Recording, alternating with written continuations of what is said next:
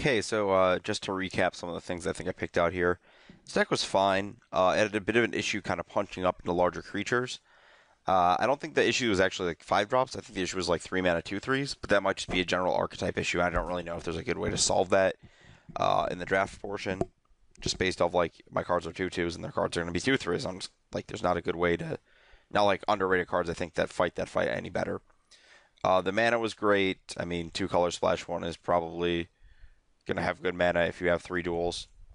That's just been known for a long time.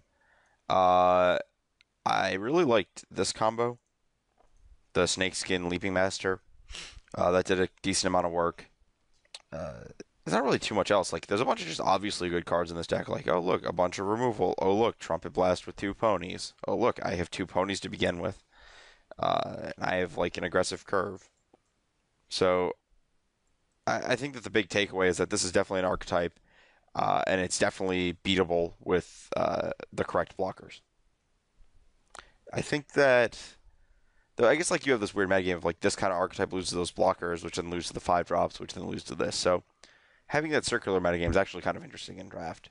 Uh, Kind of interested to see if it may just be that you like, yeah, it's hard to speculate on exactly how that shapes up because each draft is different.